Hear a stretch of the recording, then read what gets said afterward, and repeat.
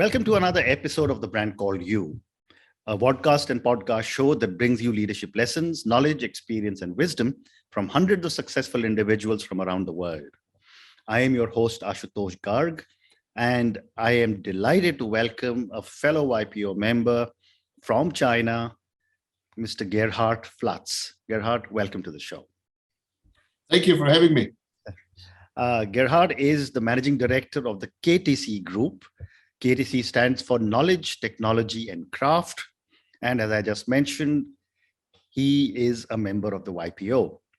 So Gerhard, before we get into the work that you're doing at the KTC Group, you're an Austrian living in China for a long time. What was your motivation to move from Austria to China? I wouldn't say it was a motivation, it was an accident. My pathway should have led me to South Africa back in 1997. So basically everything was agreed and signed, but my predecessor didn't feel to move on. And of course, I wanted not to spend more time in Austria, under the observation of my parents. I want to basically started my nomad's life, and the next opportunity came up was China. In the beginning, I was quite reluctant because I said, come on, it cannot be. Back in 97, you had this picture of China, people, masses riding bicycles, wearing a uniform and having the star on their head. Yeah, but 6 weeks later, I arrived China. And I haven't regretted it, that this accident really happened. Amazing. So now let's come to the KTC Group. Let's start with asking you, what is the kind of work you do at the KTC Group? Well, we are now doing we're doing apparel contract manufacturing. We started 50 years ago in Hong Kong and did a bit of manufacturing there. Then back in 1981, we moved into China because our chairman was told in Hong Kong by all the big traders, young Austrian fellow, you came too late. And as you know, Austrians never want to be late. We always be the first one. So he was the first one ventured into mainland China because at that time, the Europeans were reluctant to touch China. So he moved into China. We then started about another 30 years ago. We started another manufacturing venture down in Laos, so one of the LDCs, we are there and manufacturing functional apparel. Of course, China used to be our flagship, is now quite of a small operation because we are in the Greater Bay Area, the so-called Silicon Valley of China, and Laos got a bit bigger, basically supporting and pushing to get people out of poverty. Okay. So basically, we always followed the same credo: business is people, and we pushed very hard over the years, to be a loyal employer and providing safe jobs. Amazing. So you took charge as the head of the company in 2008. What have been some of your challenges and some of your learnings? I think the challenge was in the beginning to struggle to be treated as a slave by all the big corporates we worked at that time. You basically always had to kneel down in front of them and beg them, and they basically treated you like, the lowest of the lowest. And it was then quite interesting when I took over, the board asked me to take over the company. I said, I only take it over under one condition, that you're not interfering in my dealings and I can do whatever I wanted to do. So they didn't really understood what I meant with my sentence. And so they gave me the green light. Okay. The first thing is then I turned the company. So basically the CSR strategy was still done at that time.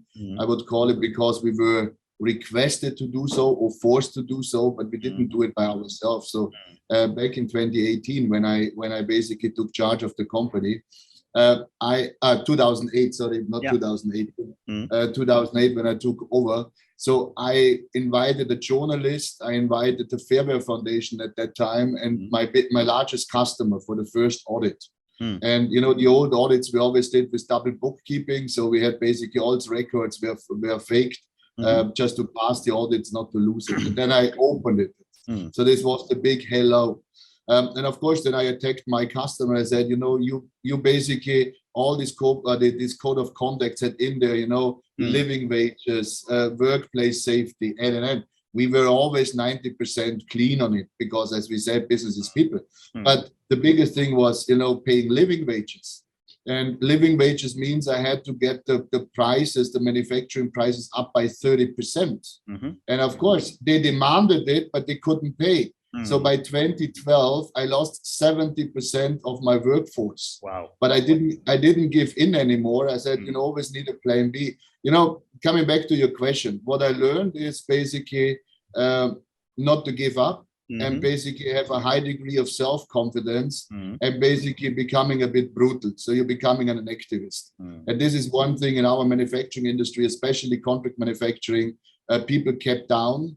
And because people are constantly fearful about losing, everything in case, those customers pulling the plug. But, I always said there is always a chance out there, and, no pain, no gain. Correct. And, there's a lot of discussion that keeps happening about what is it like to do business in China. And you've been there for a long time.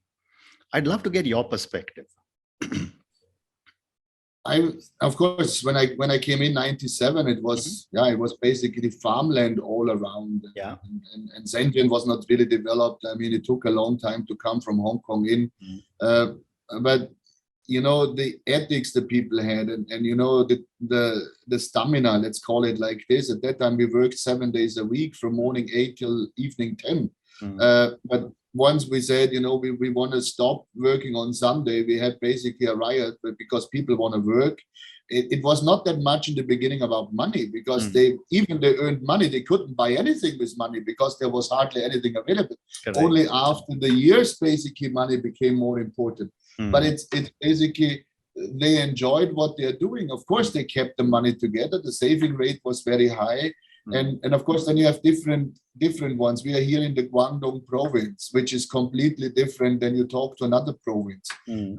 So China is not one country. It's a collection of many states together. Where when you have different languages, you have different cultures. I mean, we had in the beginning a huge amount. When we had dormitories, we were housing 2,500 people on site. So we had to basically running the catering, so breakfast, lunch, and dinner, cooking for them, making sure the well-being is there. But it all developed, and when you see now, almost 25 years later, the change that you basically from a developing nation, or let's call it the least developed nation at that time, to becoming a fully developed nation where we have everything which is possible. Correct. But now, of course, the difficulty is what we always said, the apparel industry is chasing the cheap needle, and nobody wants to work anymore in a factory. So we are running out. So we have a severe labor shortage, and I will be definitely the last management level which is still running it. I don't have to look for a successor anymore, because there's nobody coming in anymore. Wow.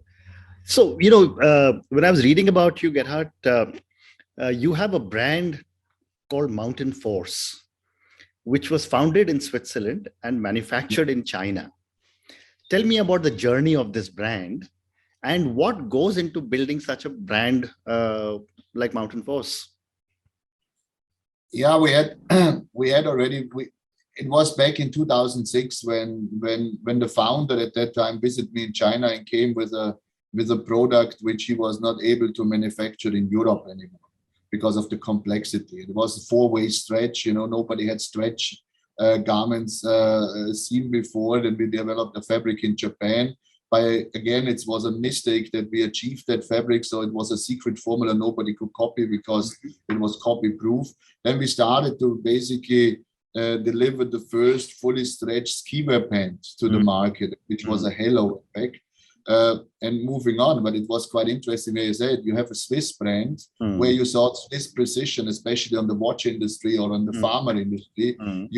You would assume that the Swiss people would be able to manufacture such product. No, they have to come to China because in Europe nobody was able to do that. And then, of course, over the years we got more involved, and then we first took a minority stake, and then we basically took over the company. It's for us a little bit, I would say, an experimental platform.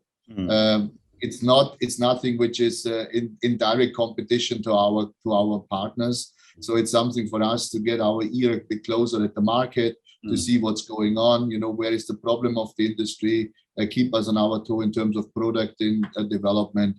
But it's nothing where we said, it's something you can earn money. It's still something where we use as a tool, but it's still nice to have a brand. Fascinating. And, you moved there in 1997. Over the last 25 odd years, I've often wondered, and love to get your perspective, what makes China the factory of the world? Why? What makes them so efficient? Are their cost structures were much lower? Are their infrastructure very good? Are their input costs much lower? What has really made China such a powerhouse? That's a very simple answer. It's Chinese people. It's the Chinese people and their dedication, their hard work. They are so fast in basically changing, adapting. That's basically, I can say, the only thing. That's not about infrastructure. It's not about the price.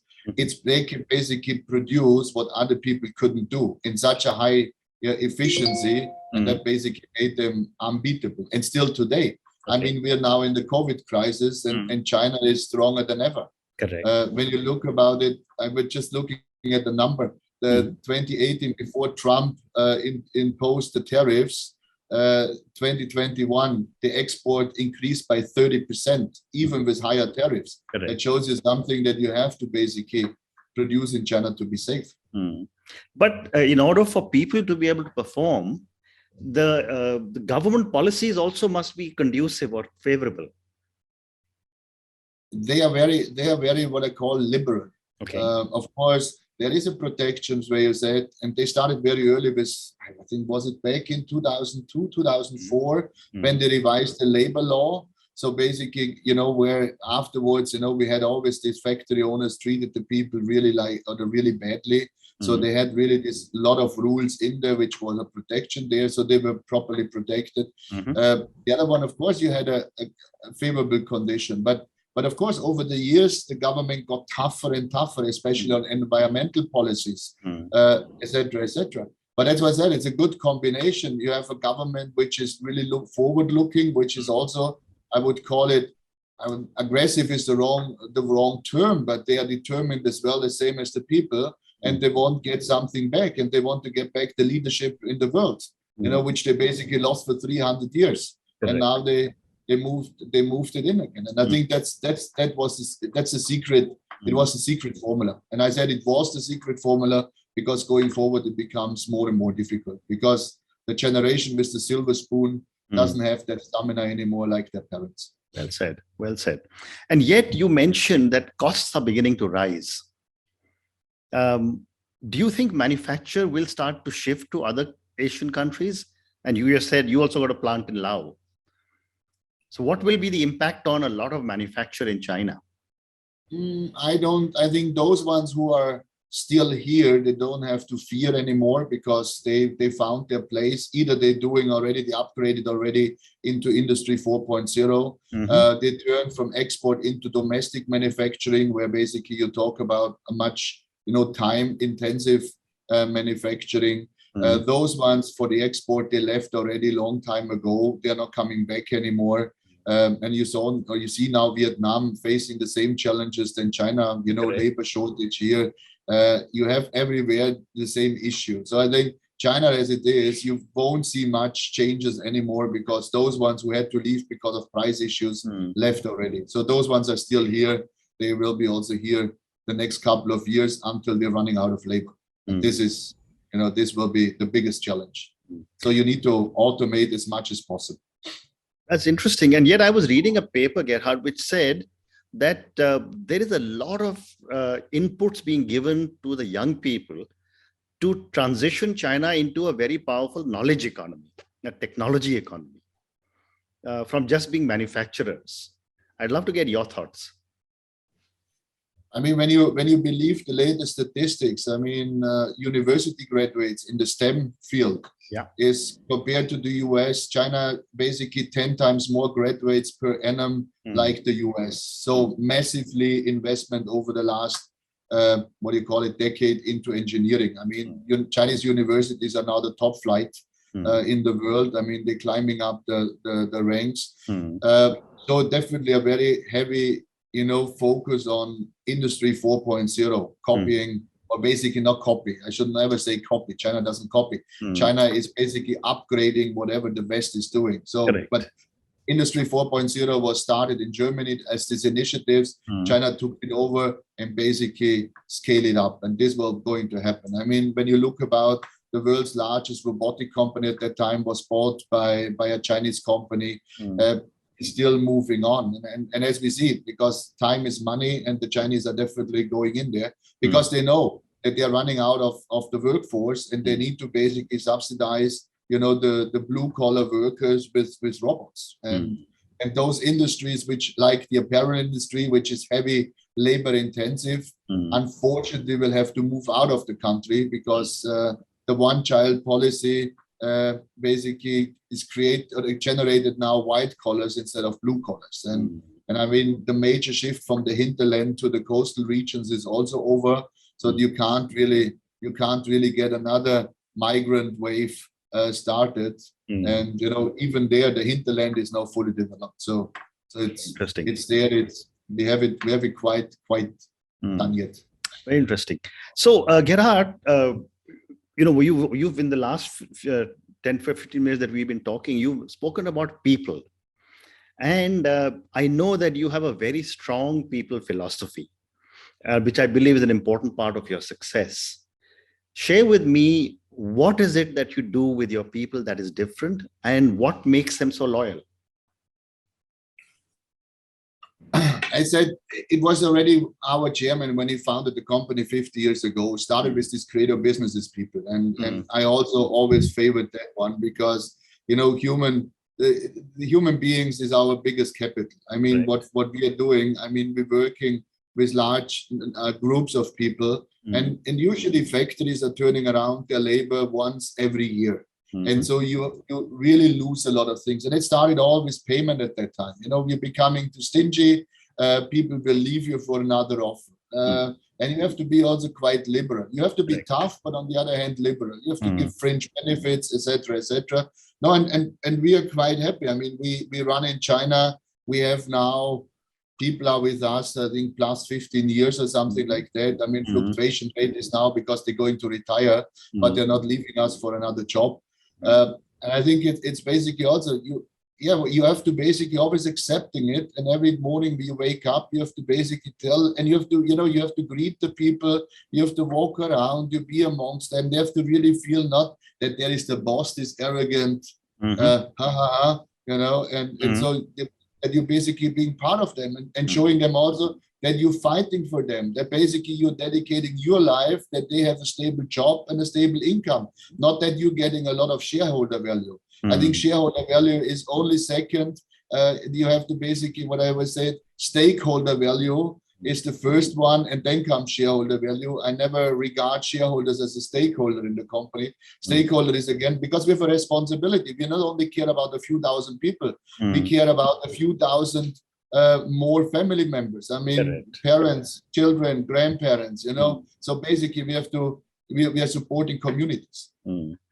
And are these people policies something common across the whole country, or is KTC Group a little unique in some of the policies? I think we were quite unique in the beginning because people thought, our policy is going to kill us. And I started the project 2013 with a professor in Germany in terms of corporate social responsibility, because we wanted to prove the point, a higher input leads to a higher output. So you pay your people better, your bottom line will sharply improve. And everybody told us, you guys are committing suicide. 2 years later, we really had enough evidence that this was really possible. So that's exactly when people feeling safe, people feel motivated, and the salary is also a big part of motivation, because as soon as you can buy something, you can then have, instead of a bicycle, you can have a motorbike. The motorbike leads to a car. All of a sudden you can have a better apartment. You don't have a fan anymore. You have an air condition. So living standard improvements. And of course, to improve your living standard, you need money. And we sharply raised at that time the salaries. It's not that we raised the base salary, we raised more or less the variable salary. So when they dedicate and they were hardworking, they could get much more than somebody which was sitting there lazy. You know, the communist system, and that basically we were in that time a bit upfront, but now everybody have to do the same, because otherwise you can close it. Interesting. So I'm sure you've heard the former Prime Minister of Singapore had said, Mr. Lee Kuan Yew had said, if you pay peanuts, you get monkeys. So obviously you broke that paradigm and started compensating much better. So Gerhard, I have time for two more questions. My next question is, how has the pandemic affected your business? As I said before, it was interesting to see that a lot of inquiries are coming back. People which left before to go into Southeast Asia, and because Southeast Asia was much harder hit than China, knocking the door again and asking if there is capacity left. The business itself, those loyal partners which stayed with me in China, their business is doing good because they were the ones were able to deliver without any interruptions. So they gained market share. So we did very, very well. We had a bit of a trouble now in Laos in September, October because of the pandemic. We were a couple of weeks shut, but now also we are in full swing again. So that also had so actually we didn't really feel that there was a pandemic, except we couldn't travel anymore. We're basically stuck in one location, but the rest is business is basically performing better than before. Wonderful. And my last question to you, Gerhard, comes to values. Austrian citizen, Austrian company working in China. What are some of the core values you believe in, and what efforts did you have to make to get your teams to understand and adhere to your core values? I think the biggest core value is basically you always have to be grounded. Never try to basically start flying. You always have to be a role model to your employees. Never do anything. Never expect anything what you would not expect from yourself or from your family. I think this is the most important one. And that follows a lot of other things. We're starting teaching them, especially on a bit of waste management, on a little bit of the food. Where is that? We started also something before. Everything was very meat-based here, and of course, meat prices raised sharply. And where we said, we have a budget, so let's be creative what we can do. Then everybody said, then we have to buy cheaper meat. I said, no, it's the wrong answer. We have to go more on vegetarian dishes. We increase the quality, but we basically going back on not offering any more 6 days meat. Correct. So we're offering only 2 days meat, and the people are much more healthier. And that's why I said you need to be grounded. And once you're grounded, you will be a very accepted and authentic leader. There are much more values you could start debating, but then we would be running out of time. Fascinating. Gerhard, on that note, thank you very much. It's been such a pleasure speaking to you. Thank you for talking to me about your journey from Austria to China. Thank you for talking to me about the KTC Group, the values that you hold, and the amazing thing you seem to be doing for so many Chinese people in and around not just your own workplace, but their entire extended families as well. Thank you again and good luck. Thank you. Thank you for listening to the Brand Called You videocast and podcast, a platform that brings you knowledge, experience, and wisdom of hundreds of successful individuals from around the world. Do visit our website www.tbcy.in to watch and listen to the stories of many more individuals. You can also follow us on YouTube, Facebook, Instagram, and Twitter. Just search for the Brand Called You.